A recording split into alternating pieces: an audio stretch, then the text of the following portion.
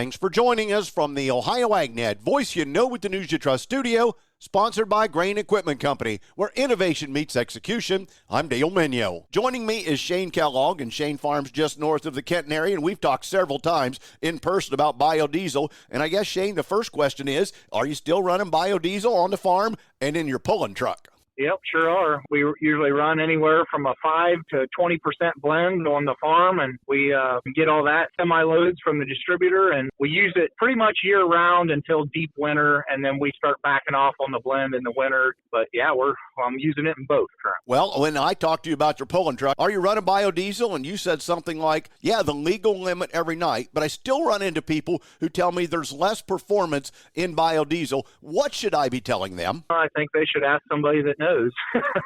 My engine builder has done a lot of testing on the dyno, and of course we're talking motors that make 3,000 to 5,000 horsepower, but in diesel engines, B100 will make 100 horsepower over regular diesel on a dyno. And so its performance is not an issue there. It actually helps. Well, I always tell people it's not the engine that's a problem. It might be air, and you really got to think about what you're willing to do. But B20, properly winterized by your supplier, and if you want to enhance it a little when it's going to be below zero, I oftentimes, when it gets below zero, say, yeah, I'm just going to put an extra winter treatment and haven't had a problem since we've done that. I'm tickled to hear that you're running it in everything. From a performance standpoint, do you notice anything else on temperature on the track or anything? Or because we often talk about increased lubricity, can you notice the difference? Obviously, in the farm machinery, I can't. Pulling-wise, heat makes power. I'm sure it runs a little bit hotter, but, just like you said, your air going in means so much. So, it's hard to tell if you're pulling on an evening where it's 60 degrees compared to 90 degrees in a day.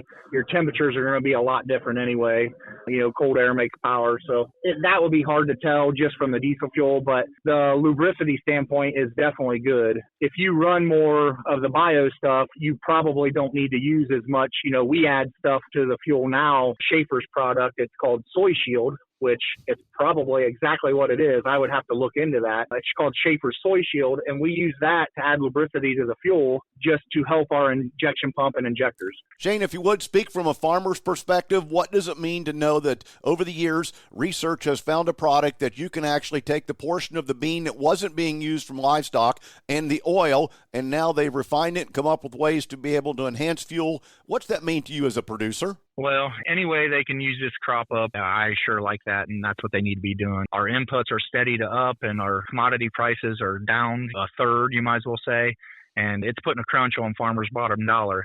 So they can use these soybeans and make biodiesel out of them and use the corn and make ethanol. I think that's what they need to do. Shane Kellogg, my guest. Shane, thanks for your comments, and thanks for the update on biodiesel performance. This biodiesel update is made possible by the Ohio Soybean Council and Ohio soybean farmers. Today's weather brought to you by Seed Consultant, Simply Better Performance. Here's the forecast. Frontal boundary still trying to exit the state of Ohio here this afternoon, but we're on our way to better weather. I'm Chief Meteorologist Ryan Martin. Let's take a look at your forecast update.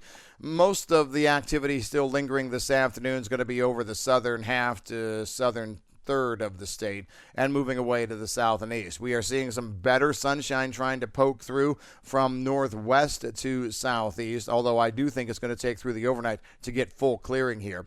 We should be dry and sunny almost everywhere tomorrow and Friday, and I'm going to throw most of Saturday in there as well. Still on track to see moisture come in on Sunday. I'm Ryan Martin. Back with more after this. In any year, your best harvest is only a few upgrades away.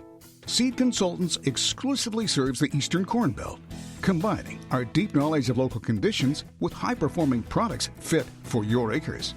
Most importantly, our customized services put our products and your business in a position to succeed.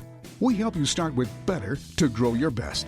Visit seedconsultants.com to learn why our products and services are simply better. Time now for the Midday Market Analysis provided by Leist Mercantile and sponsored by Brandt, helping growers take control for over 70 years. I'm Ryan Metzger with Leist Mercantile, providing your midweek fundamentals. Coming up next week on Monday, we will have our next WASDE crop report for November. Reuters has posted their industry survey of what traders expect to see next week. On corn, the survey shows an estimated yield of 183.7 bushel per acre, which will give us a new production number of 15.189 billion bushels. That will have a carryout of 1.946 billion bushels. On soybeans, the survey shows an estimated yield of 52.8 bushels per acre, which will give us a production number of 4.557 billion bushels. That will lead to a carryout of 532 million bushels.